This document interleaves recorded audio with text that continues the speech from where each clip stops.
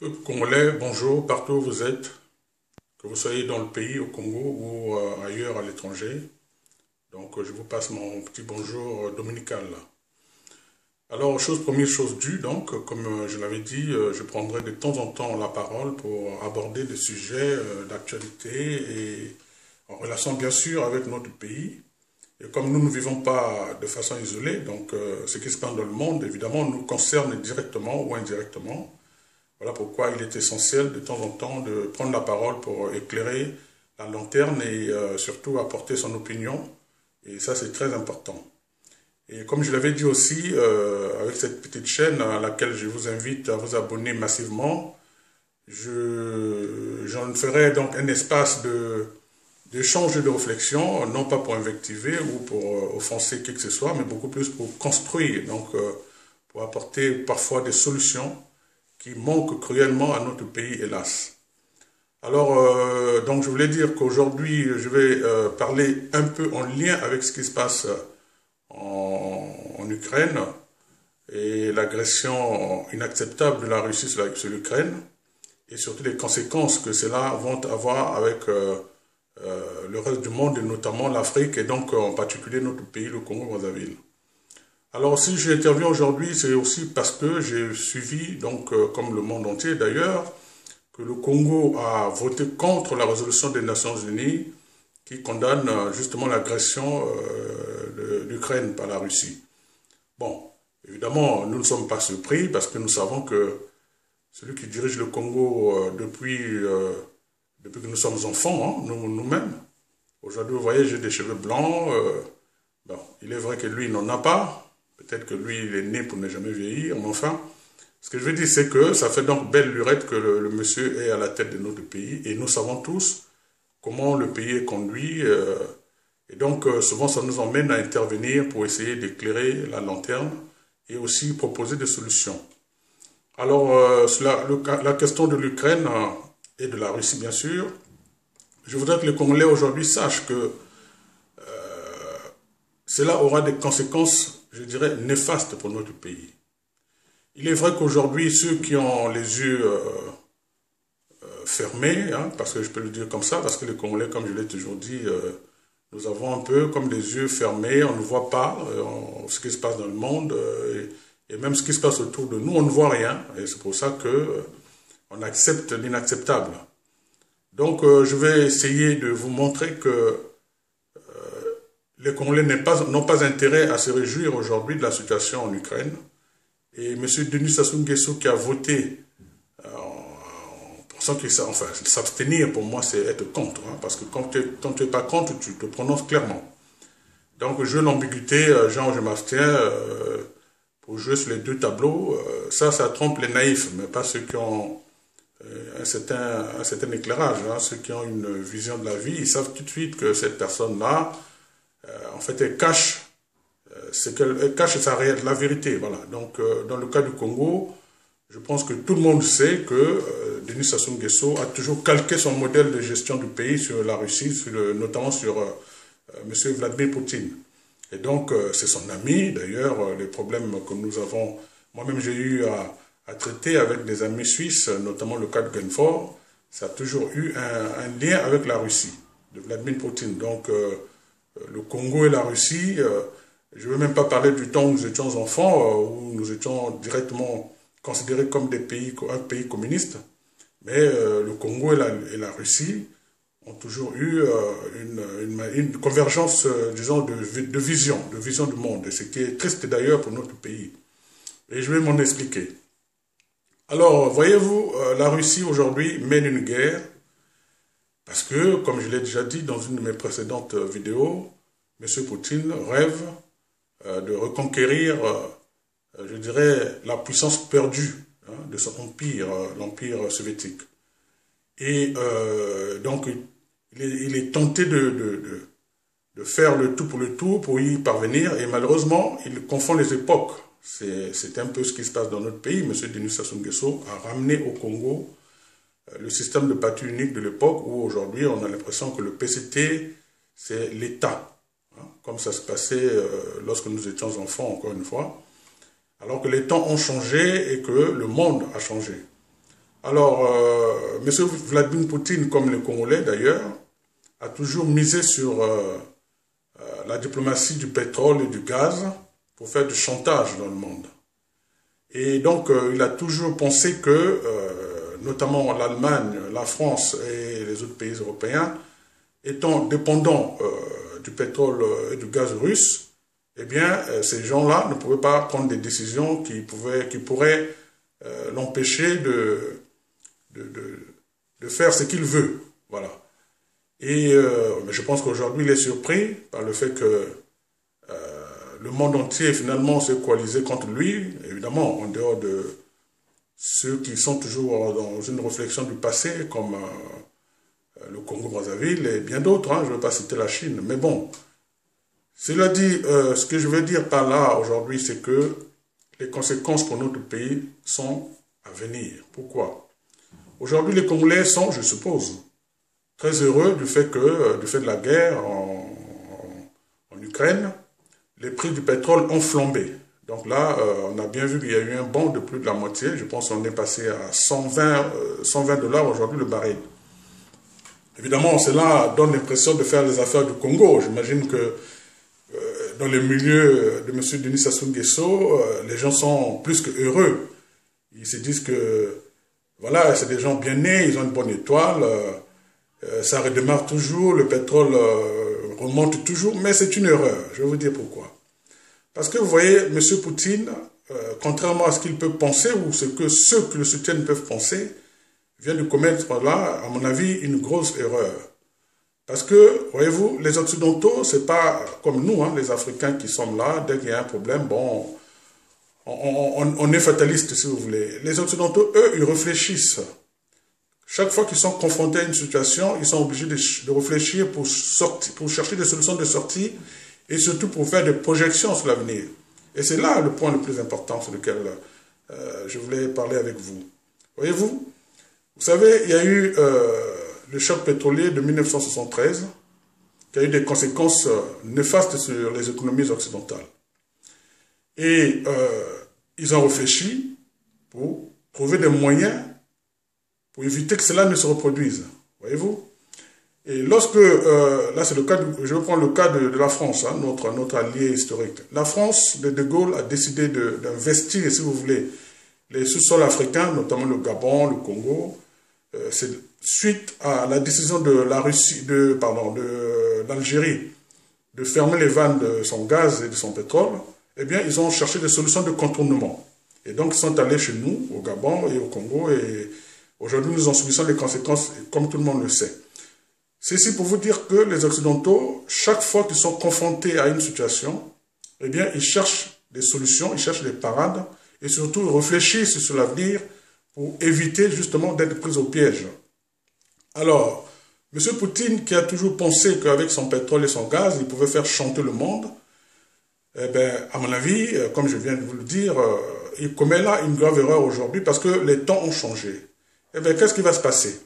Eh bien, les Occidentaux, voyez-vous, dans les années 73, comme je le disais tout à l'heure, personne ne pensait encore aux énergies renouvelables pour trouver des solutions de substitution. Or, il se trouve qu'aujourd'hui, les gens ont réfléchi et des recherches sont très avancées pour trouver des parades et ne plus dépendre des énergies fossiles. Pour des raisons multiples, hein, notamment l'environnement, comme tout le monde le sait. Et d'ailleurs, au Congo, M. Sassou Nguesso aime bien se passer pour celui qui se préoccupe de l'environnement. Mais en réalité, il ne sait même pas ce que c'est, parce que pour lui, c'est juste planter des arbres, il pense que c'est cela l'environnement. Mais non, l'environnement, c'est beaucoup plus profond que cela. Or, parce que si vous pensez à l'environnement, vous ne pouvez pas penser à rester là sur vos lauriers, dormir sur vos lauriers en pensant que le pétrole sera là à vie et puis les choses ne vont pas changer. Parce que évidemment, les gens savent que le pétrole est à l'origine de la pollution et donc ça a des effets néfastes sur le climat et sur notre planète. Alors, je disais que les Occidentaux, aujourd'hui, Poutine, sans peut-être le savoir, est en train de donner une opportunité aux Occidentaux de créer les conditions d'une sortie beaucoup plus rapide de la dépendance vis-à-vis du pétrole et du gaz. Pour trouver donc d'autres solutions alternatives aux énergies.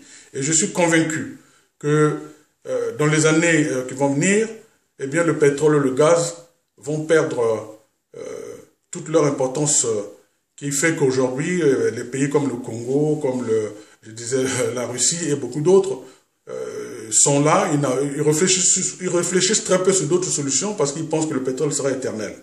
Et donc, c'est un danger pour nous. Et donc, c'est une erreur fatale, peut-être même pour la Russie.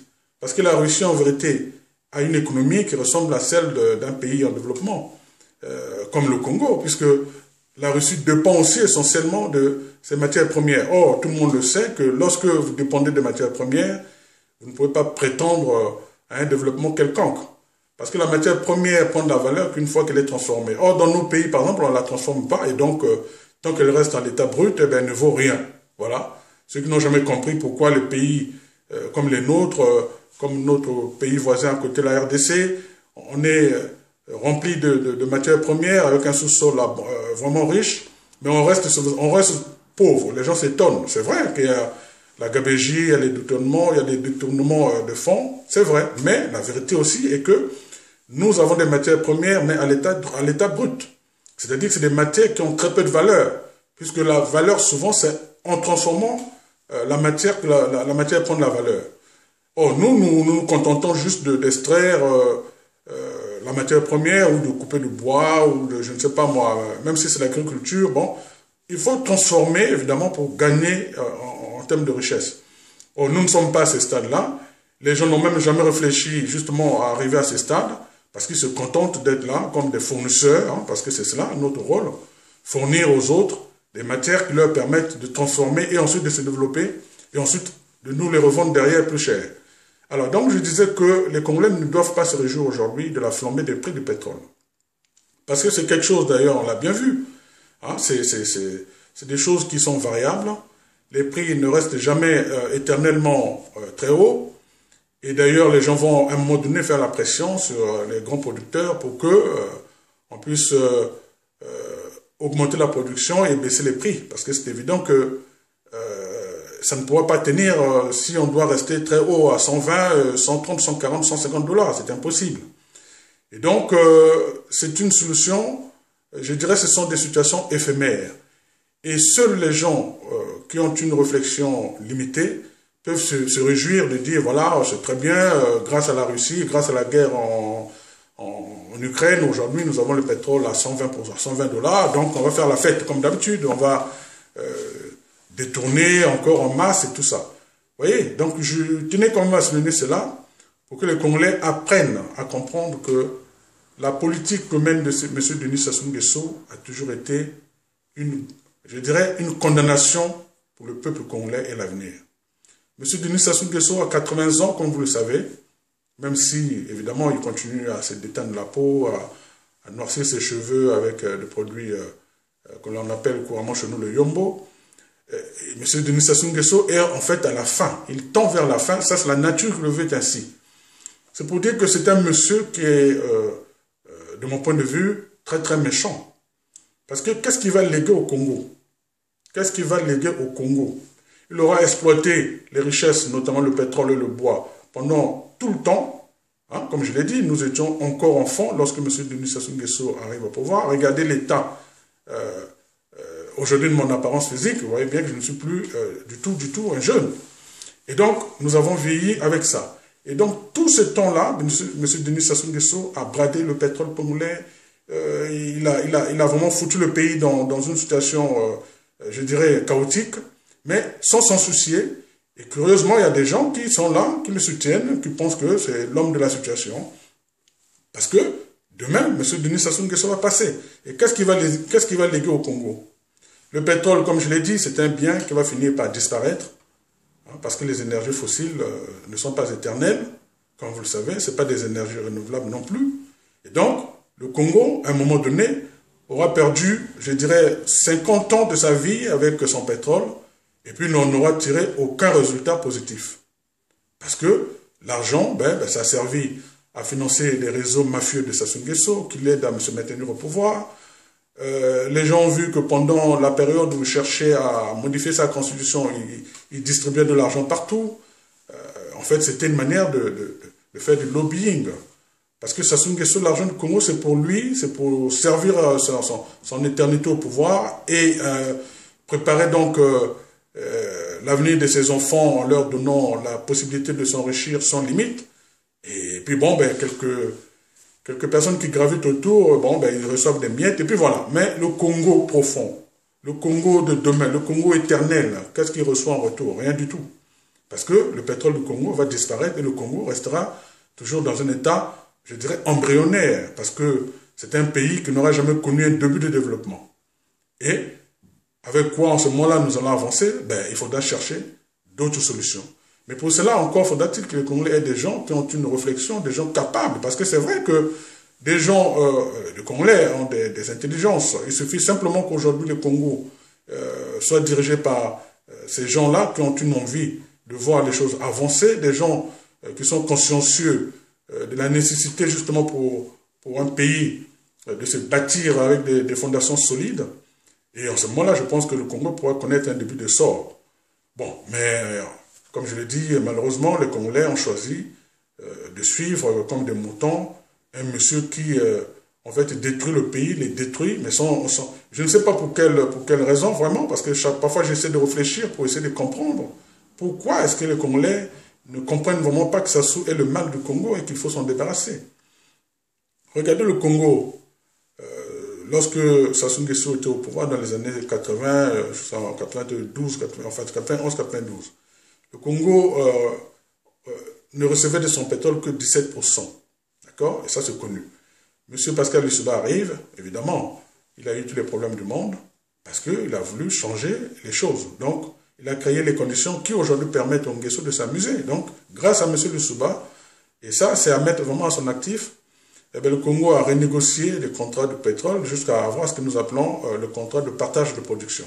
Ce qui a permis au Congo donc de recevoir, non pas en argent, mais en pétrole brut, une quantité qui lui permette donc de vendre sur le marché pour gagner de l'argent sans dépendre justement de Total et autres qui vendaient à notre place et qui nous faisaient toujours croire ce qui n'était pas vrai. Bon, donc quelque part c'est positif.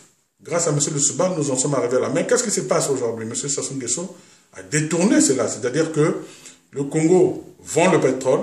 Eh bien, maintenant, c'est pour que lui et sa famille et quelques personnes autour de lui, les Denis Ngokana, les Toi Bruno et quelques-uns et quelques autres, s'enrichissent. C'est-à-dire que, au lieu de faire ce que d'autres auraient fait, c'est-à-dire vendre pour enrichir le pays et développer le pays, eh bien, eux, ils vendent pour s'enrichir, eux, en mettant de l'argent, donc on l'a dit, hein, dans les paradis fiscaux. Et puis bon, ben, donner une petite quote-part au Congo qui va au trésor. Et même quand ça arrive au trésor, ben, ils se resservent encore. Parce que ceux qui sont dans le système et qui n'ont pas directement accès à la vente de pétrole, eh bien, eux, ils se servent sur ce que le Congo, sur ce qui revient donc sur les caisses de l'État, ce qui arrive au trésor. C'est là où ils se servent. Donc, en gros, le Congo profond, le Congo éternel, ne profite guère des retombées réelles de cette stratégie que M. Lissouba avait mise en place, de ce que nous appelons donc le partage de production. Aujourd'hui encore, le partage de production a pris une autre dimension. C'est maintenant Sassou Nguesso qui, avec donc les gens autour de lui, ont créé des sociétés qui leur appartiennent, et c'est avec ces sociétés-là que le partage de production du pétrole congolais se fait. Voyez-vous, c'est-à-dire qu'Eni va donner une quote-part à M. Denis Ngokana et à ses sociétés ou à beaucoup d'autres. Vous voyez, ça se passe maintenant comme ça. Donc le partage de production ne se fait plus entre le Congo et les producteurs et les sociétés productrices comme Total, Eni et autres, mais ça se fait plutôt entre ces sociétés-là et, si vous voulez, les hommes de paille de M. Denis Sassou Nguesso. Vous voyez, le partage de production est donc détourné par les méthodes mafieuses de M. Denis Sassou Nguesso. Les Congolais doivent penser à tout cela. Les Congolais doivent penser à tout cela. Et comme vous voyez très bien, c'est exactement ce qui se passe en Russie. Parce que ce qu'on appelle les oligarques russes, c'est des gens qui en fait profitent du système du Kremlin. C'est-à-dire que eux, ils sont là autour de Poutine, ils s'enrichissent. Le peuple ne voit pas grand-chose. Ces gens-là s'enrichissent. Et bon, ben voilà, ils soutiennent le pouvoir pour que, bon, ben voilà, en fait, ils soutiennent leurs propres intérêts. Ça se passe comme ça chez nous. Il y a des gens aujourd'hui qui trouvent intérêt à ce que M. Denis Sassou Nguesso reste là pour l'éternité parce que eux, ils profitent derrière. que le Congo avance, que M. Denis Sassou Nguesso fasse du bien ou du mal au Congo, ça, ils en ont rien à foutre. Ce qui importe pour eux, c'est de gagner. Donc, ils ferment les yeux. Et c'est cela ce qui se passe au Congo et ce qui se passe aujourd'hui, si vous voulez bien, en Union, enfin, disons en Russie. C'est exactement la même chose. Et donc, il ne faut pas s'étonner que M. Denis Sassou Nguesso soutienne M. Poutine, au-delà du fait que c'est son allié, qu'il lui vend des armes, qu'il lui envoie des mercenaires, hein, parce que les Congolais le savent, je pense, que son armée privée de Tchambicho, là, est constituée des formateurs, si vous voulez, russes, et ça, c'est la face cachée du pouvoir de Sassou Nguesso, c'est la face cachée de son alliance avec M. Poutine, et malheureusement pour nous au Congo, ben, le monde entier ne voit pas cela, parce qu'on condamne souvent des pays comme le Centrafrique, ou aujourd'hui le Mali, parce qu'eux, ils ont fait les choses officiellement. Tout le monde voit qu'ils ont une alliance avec la Russie. Et le Congo le fait en cachette. Alors qu'en réalité, le Congo travaille avec la Russie de M. Poutine. Mais, encore une fois, dans le cadre privé de M. Denis Sassou Nguesso.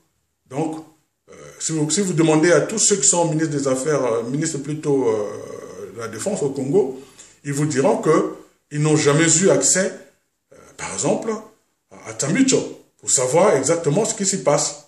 Parce que là-bas, c'est une affaire privée. Vous voyez? Donc, ça ne concerne pas l'État.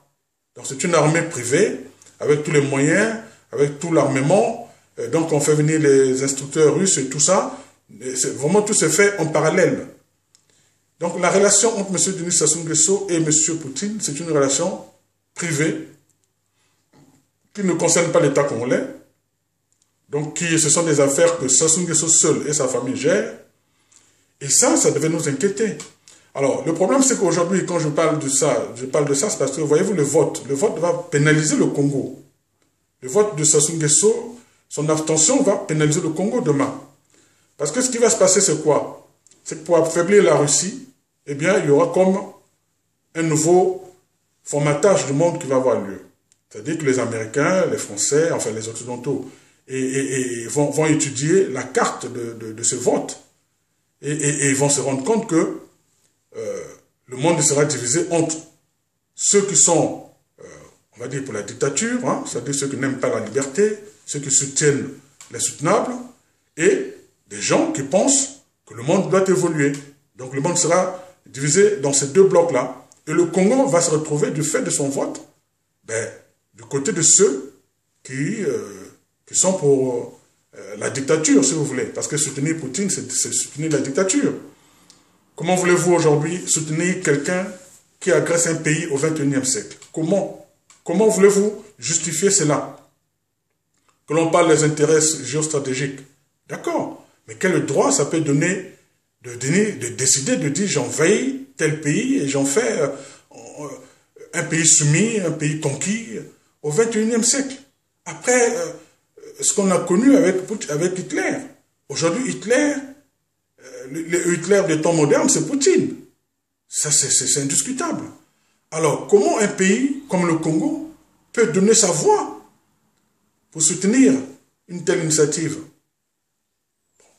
Voyez-vous? Donc, ce sont des pays qui vont demain qui vont être catalogués forcément, parce que, encore une fois, les Européens vont analyser ce vote. Et ils ne vont pas rester les bras croisés. Et d'ailleurs, dans le cadre de l'opposition, puisque je suis de l'opposition, eh bien, nous allons essayer de jouer sur ce tableau-là, parce qu'on ne peut pas accepter que la France continue de soutenir un pays qui, en réalité, est dans un jeu trouble avec Poutine.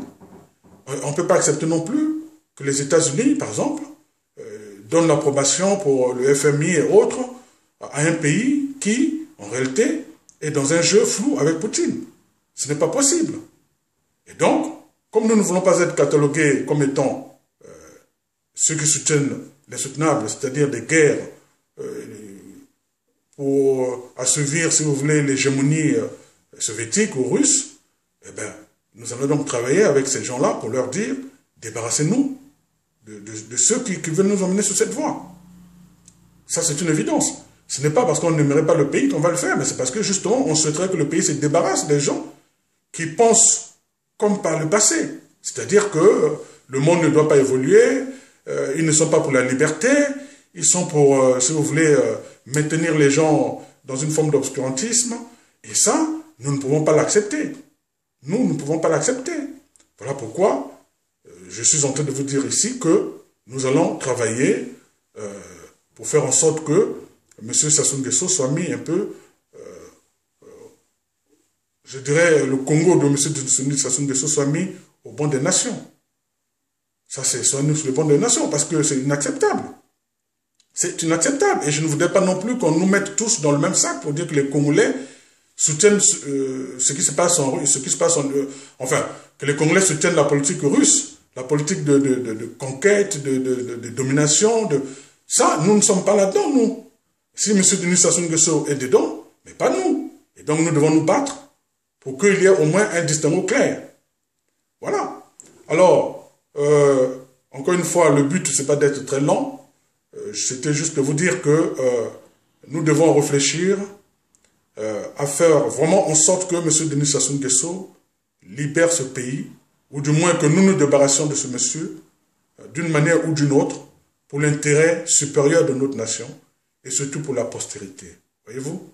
Parce que avec M. Denis Sassou Nguesso, nos générations futures subiront les effets de la longévité au pouvoir de M. Denis Sassou Nguesso. Les effets, parce qu'il aura fini le pétrole congolais, il aura détruit les forêts avec le bois qu'il vend aux soviétiques, enfin aux chinois et autres. Il aura fini les minéraux, parce que le sous-sol congolais aujourd'hui est complètement à la merci des Chinois, des Indiens. Donc, voyez-vous, et tout ça pour aucun résultat au niveau national. Donc, si nous voulons penser à l'avenir, il nous faut aujourd'hui prendre conscience du danger que représente pour nous M. Denis Sassou Nguesso et sa famille. Vous imaginez qu'aujourd'hui, les Occidentaux vont travailler, vont redoubler d'efforts, vont vraiment travailler d'arrache-pied pour dépasser l'ère du pétrole.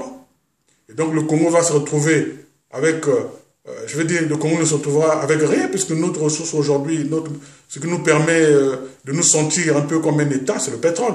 Mais demain, si le pétrole n'a plus de valeur, si les gens n'ont plus besoin de pétrole, comme ça a été à l'époque avec le charbon et tout, eh bien, qu'est-ce qu'on va devenir nous? Surtout que, même sur le plan intellectuel, on brise les gens. Les Congolais sont brisés. On ne favorise plus l'intelligence. On n'élève pas l'intelligence. Au contraire, on tue l'intelligence. Parce que c'est vrai que aujourd'hui, avec le mode moderne, ben, si le Congolais était un peu plus réfléchi, nous devrions exiger de faire en sorte que les écoles, les universités congolaises montent en puissance. Parce que ça aussi, c'est un moyen pour développer un pays. Vous croyez que des pays comme l'Israël qui n'ont pas de pétrole, comment ils font? Eh bien, ils ont joué sur l'intelligence. C'est-à-dire qu'on crée, les gens, les intelligences se développent, et puis, bon, évidemment, ça crée, comme on dirait, une forme ça libère les esprits, et donc les gens développent des choses.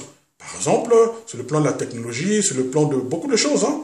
Lorsque les énergies sont libérées, lorsque les gens ne sont pas bloqués, lorsque les gens sont libres, mais je peux vous dire que vraiment ça libère l'intelligence, et les humains sont capables de beaucoup de choses. Dans nos pays aujourd'hui, nous avons besoin de cela. Regardez les pays du Moyen-Orient, là, plutôt les pays, oui, les pays comme l'Arabie Saoudite et autres. Ils réfléchissent déjà sur des solutions alternatives au pétrole. Donc, eux, par exemple, c'est l'intelligence de se dire que demain, nous n'aurons plus le pétrole, eh bien, on va développer une autre forme de richesse, c'est-à-dire créer des conditions où les gens iront étudier chez eux, ça deviendra des grands centres de conférences, et beaucoup de choses, le tourisme. En tout cas, on développe, on pense donc à l'après-pétrole. Mais qu'est-ce que nous faisons, nous, au Congo? Eh bien, rien du tout. On est là, on attend. Tout le temps, bon, dès que ça bouge un peu, parce que le pétrole, les prix s'effondrent, bon, là, on parle, ouais, on va faire la diversification de l'économie, et on pense généralement à quoi? À l'agriculture. Mais enfin, c'est en sérieux. C'est en sérieux. Vous pensez qu'un petit pays comme le Congo, quelle agriculture nous pouvons développer, même si, c'est vrai, c'est nécessaire, mais ça ne sera pas ça qui va se substituer au pétrole demain. Donc, il faut réfléchir sur les conditions qui vont développer les intelligences, où les Congolais pourront être, je ne sais pas moi, vous croyez que les petits Chinois ou les petits Indiens, ils ont quoi de plus que nous? Mais c'est parce qu'on libère les énergies, on développe l'intelligence, on crée les conditions pour que depuis la petite enfance, les intelligences se développent. Et on peut créer, les Congolais ont du génie. Donc, on peut développer des services, on peut développer ce qu'on appelle les nouvelles technologies, on peut faire beaucoup de choses, mais ça, à condition justement que le pays ne soit pas bloqué, comme c'est le cas aujourd'hui avec M. Denis Sassou Nguesso, qui ne pense qu'à lui. Qui ne pense qu'à lui. Et ce qui est curieux encore, c'est que les gens sont prêts à accepter que cela continue après lui avec ces fameux enfants dont on sait fort bien que c'est des incapables. Ils l'ont prouvé. Regardez bien, pour être simple, et je vais finir par là.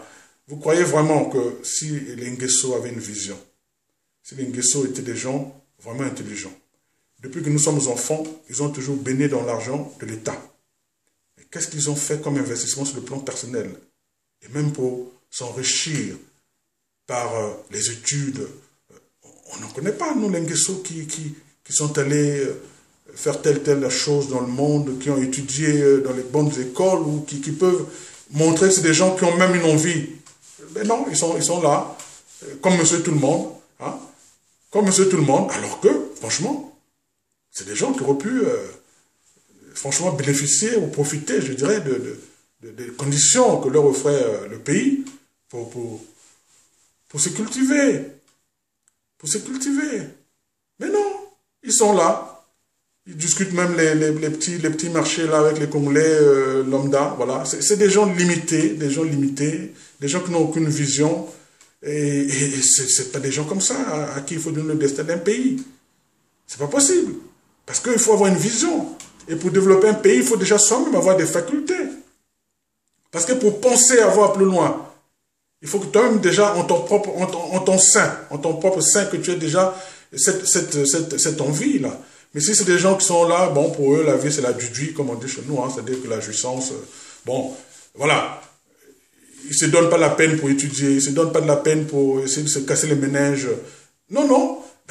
Qu'est-ce que vous voulez qu'ils fassent pour un pays?